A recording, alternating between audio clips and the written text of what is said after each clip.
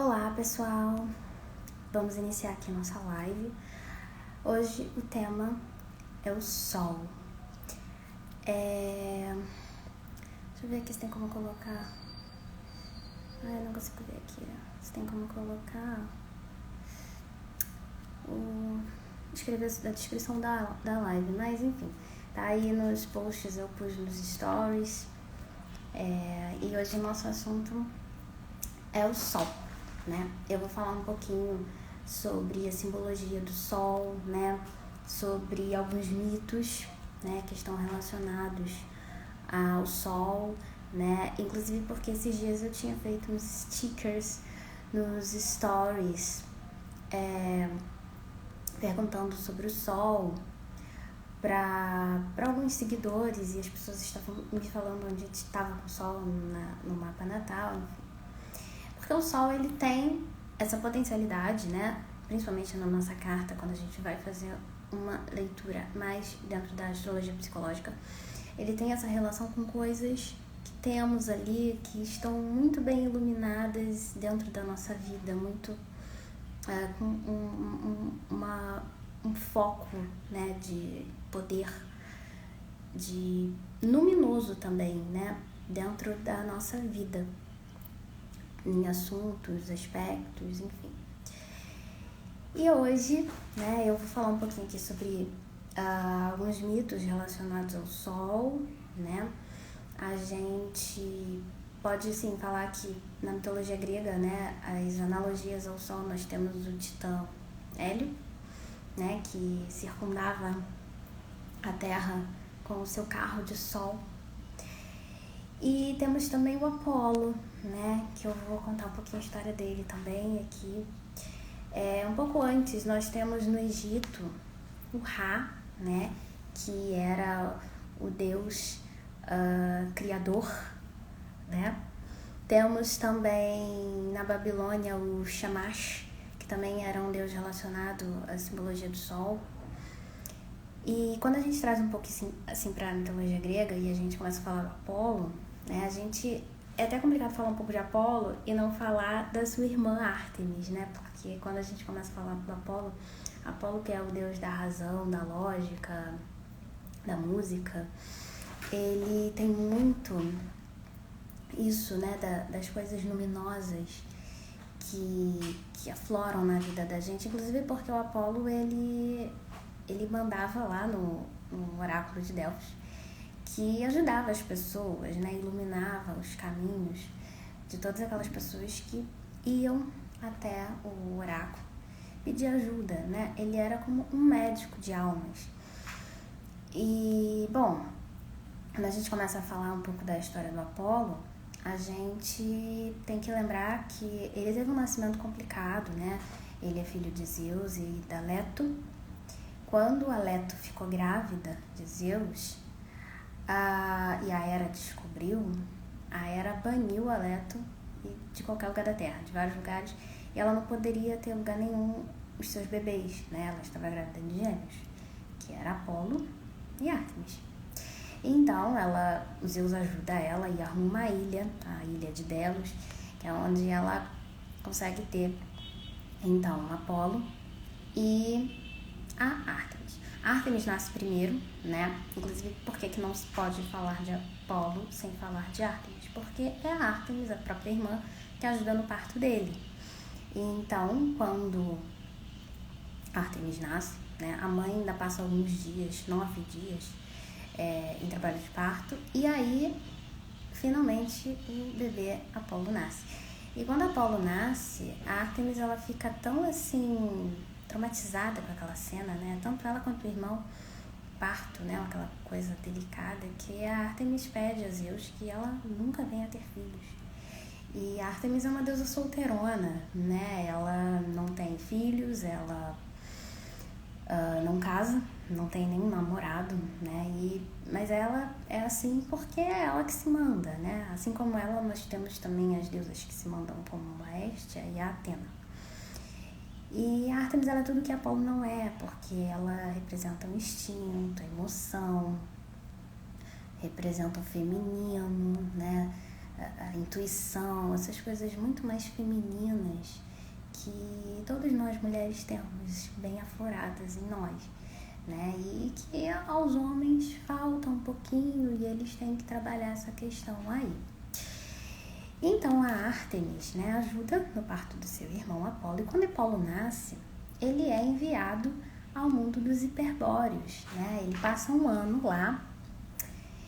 E onde é esse mundo dos hiperbóreos, né? É um mundo solar em que tem sol direto.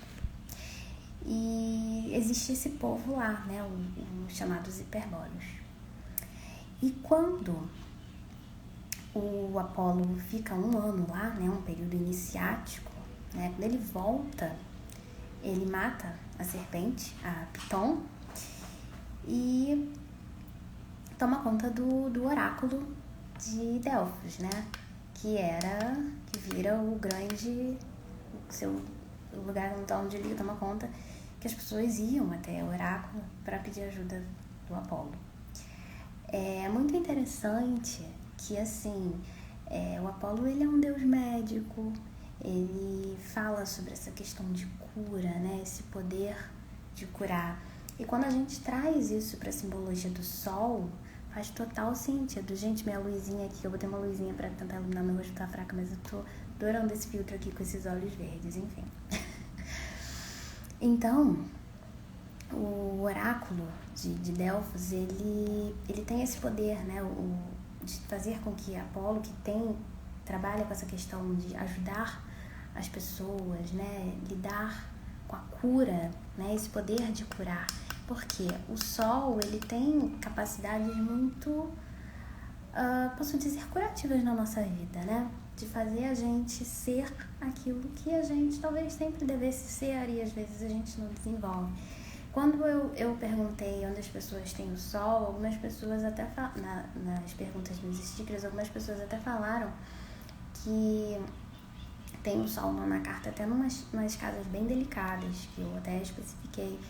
E assim, às vezes, né, são justamente nessas situações mais difíceis onde a gente vai ter a capacidade, a oportunidade de viver algumas experiências que vão ser super luminosas, como a gente pode chamar de transcendentes, né, que tem aquela capacidade muito inspiradora de mudança na nossa vida, né? Isso é uma coisa muito interessante quando a gente vê na carta da pessoa, principalmente aspectos não tão bons assim, mas que a gente pode explorar uma capacidade delas tirarem algo dali, sabe?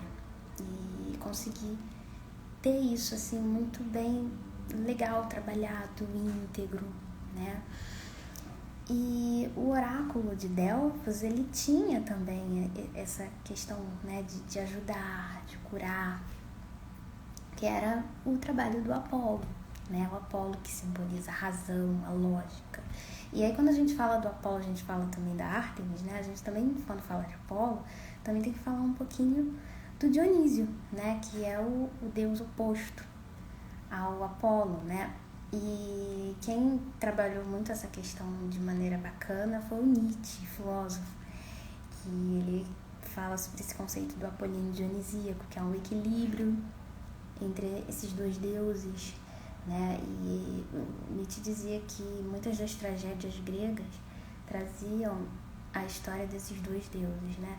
O Apolo falando sobre a razão, a lógica, a estética, a ordem, e o Dionísio, a loucura, o caos, a doença, né? Então olha só como é que tem essa questão até de luz e sombra, né? Entre Apolo e Dionísio. O Dionísio traz a loucura, os vícios, traz todas aquelas questões assim bem delicadas e até talvez quitônicas, falando bem uma palavra assim, mas num sentido mais espiritual até da coisa. E o Apolo vem trazer a ordem, a organização, a cura, a estética, né? Toda aquela questão muito mais organizada e ordenada. E isso é muito legal, assim, quando a gente consegue compreender, quando a pessoa tá lidando muito mais com um lado, né? Que às vezes pode ser muito mais dionisíaco, ou quando é um outro lado muito mais apolíneo, né? E como dizia o Nietzsche, justamente quando há essa quebra desse desequilíbrio entre esses dois deuses, né? É que há uma disparidade nessa polaridade necessária que cria esse equilíbrio que a gente pode chamar de saudável, né? Na vida da gente. Então, concluindo, né, aqui a live, eu gostaria de falar que o Sol, né, ele é um luminar extremamente importante, principalmente na nossa carta natal, e ele tem sim o poder de mostrar muitas coisas que tem muito significado na vida de cada um, né, e que ele tem potenciais sim de demonstrar muita coisa, às vezes, que a gente não tá percebendo, entendeu? Então, é isso. E eu vou deixar o vídeo aqui, quem quiser assistir, seja bem-vindo. E dúvidas, vocês podem me chamar no direct, ok? Tchau, tchau.